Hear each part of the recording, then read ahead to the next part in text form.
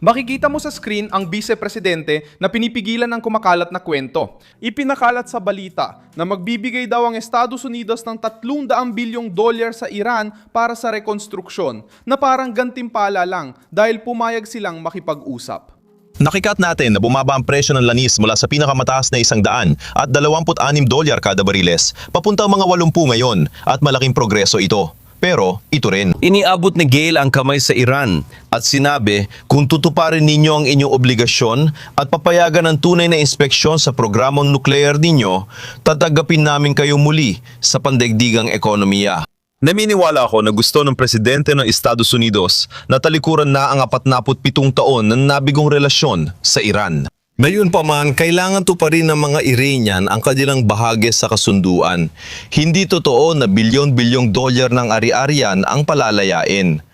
Kung tutuparin ng Iran ang obligasyon sa kasunduang ito, magkakaroon sila ng mas maganda at masaganang kinabukasan. Tingnan natin, isa ito sa mga isyung ayusin natin sa mga teknikal na pag-uusap pagkatapos ng pirmahan sa Biyernes.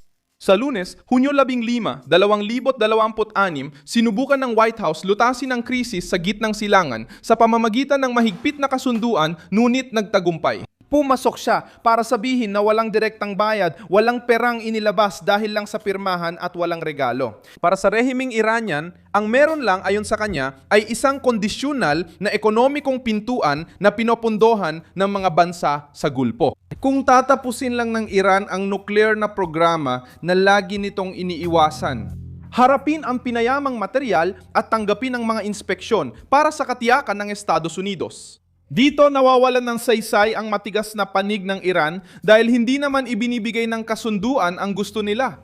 Kahit umalis ang puwersang Amerikano sa rehiyon, nananatili pa rin ang militar ng Estados Unidos sa gitnang silangan at patuloy na ginagamit ang pressure sa ekonomiya bilang pangunahing kasangkapan.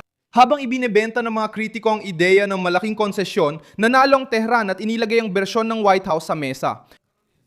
Kung hindi sumunod ang Iran, hindi nito makukuha ang kaluwagang gusto nito. Kasabay nito, muling magbubukas ang Hormuz. Bumaba ang presyo ng langis sa halos $80 kada bariles at ang merkado ay tumugon na parang tagumpay ito, hindi kahinaan. Bakit naipit ang rehimen? Paano ginawang kasunduan ni Trump ang presyon? Ikukwento ko sa iyo lahat. Kung gusto mo ng ganitong klaseng diretsong nilalaman na walang paligoy-ligoy, mag-subscribe ka na dahil dito may ganitong video araw-araw. Si JT ay nanalo at tumugon matapos ang balitang nakakuha ang Iran mula sa Estados Unidos ng $1 bilyong na pondo para sa muling pagtatayo.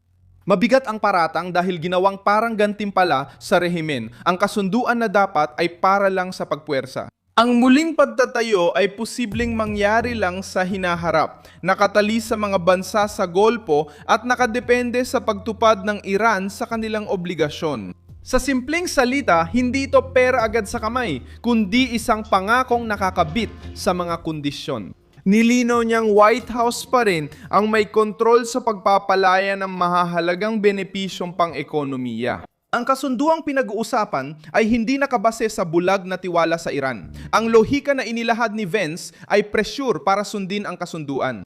Magkakaroon lang ng access ang rehimen sa mga benepisyo kung tatapusin nito ang landas sa sandatang nuklear, babawasan ang kakayahan sa enriched na material at tatanggap ng inspeksyon. Binabago nito ang kwento. Hindi ang kita ng Iran ang issue, kundi kung mapipilitan silang patunayan sa ilalim ng inspeksyon na hindi nila ginagamit ang negosasyon para magpalipas ng oras. Para sa White House, ito ang puntong naghihiwalay sa matibay na kasunduan at sa diplomatikong pagsuko. Pumasok si Donald Trump sa krisis na ito habang pinananatili ang pressure na militar at pang-ekonomiya. Nais ng Iran ng mas malawak na solusyon tulad ng pagbawas ng presensya ng Amerika sa reyon at mas magaan na mga parusa sa paborableng kondisyon. Ipinahayag ni Vance na hindi ito mangyayari sa paraang gusto ng Teheran. Kahit na magkaroon ng kaunting pagbabago sa laki ng presensya ng militar, mananatili pa rin ang Estados Unidos na may libu-libong sundalong handa sa gitnang silangan. Hindi na palayas ng rehimen ng Washington sa rehiyon na mahalaga dahil laging ipinapakita ng propaganda ng Iran na ang pag-alis ng Amerika ay tagumpay. Pagkatapos ng anunsyo ng kasunduan, bumaba ng malaki ang presyo ng langis. Halos umabot sa $80 ang isang bariles sa Amerika. Para sa mga mamimili, ibig sabihin nito ay posibleng ginhawa sa presyo ng mga produktong petrolyo at para sa merkado na nangahulugan ito ng pagbawas ng takot sa energy shock. Para kay Trump, ibig sabihin nito ay naipakita niyang ang presyon laban sa Iran ay hindi lang salita, kundi may konkretong resulta. Sa ruta na pinakakinatatakutan ng pandaigdigang ekonomiya, ang pagtaas ng stock market ay naging bahagi rin ng political package ng balita. Kapag magandang reaksyon ng merkado sa malalaking kasunduan, nadadagdagan ang suporta sa White House. Pinilit niya, nagpanatili ng tropa, hindi inalis ang parusa at napilitang makipagnegosasyon ang Iran. Ngayon, kita niyang bumababa ang presyo ng langis at nakakahinga ng maluwag ang mga mamumuhunan. Ang mga kritiko na umaasang magpapatuloy ang kaguluhan ay kailangang harapin ang ibang sitwasyon. Bubukas na ang Hormuz, bumababa ang presyo ng langis at ayon sa White House, hindi direktang binayaran ng Iran.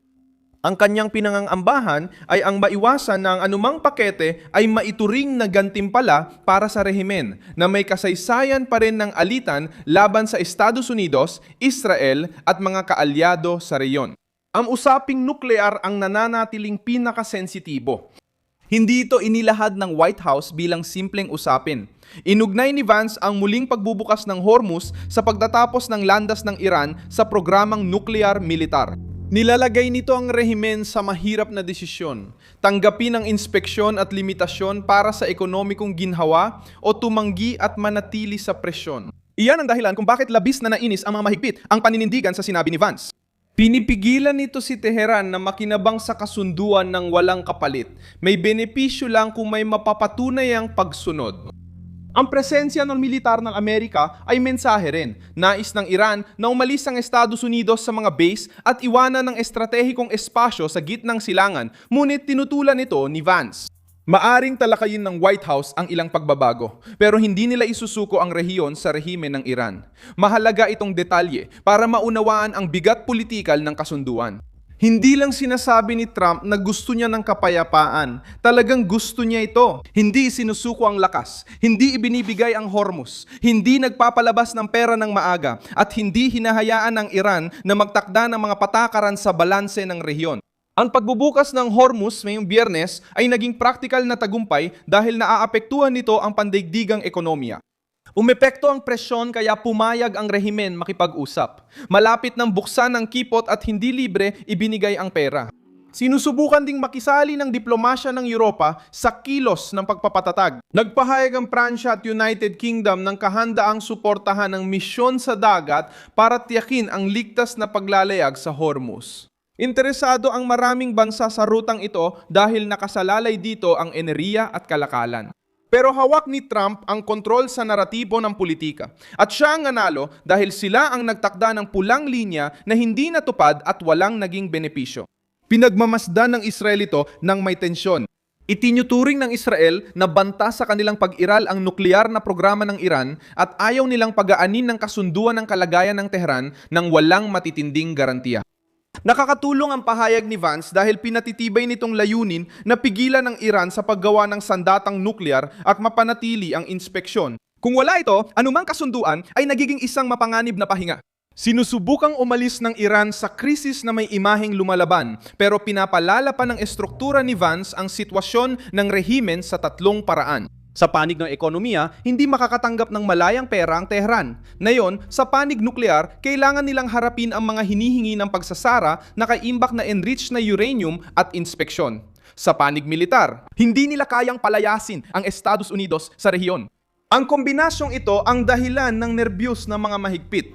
Gusto ng Iran ng madaling tagumpay, habang gusto ng mga mahigpit itago ang gastos ng konsesyon. Tinawag ng mga kritiko ang kasunduan na regalo. Sumagot ang White House, bubukas ang Hormuz, bumaba ang presyo ng langis, huminga ang merkado. Pero makikinabang lang ang rehimen kung susunod ito, magpapatunay at tatanggap ng inspeksyon. Ako si Milson Alves, internasyonalista at layunin kong dalhin sa'yo araw-araw ang totoong balita. Makikitang mga news links sa video description. I-like ang video, mag-subscribe sa channel at tingnan ang mga komento para maging aktibo sa komunidad. Milson Alves.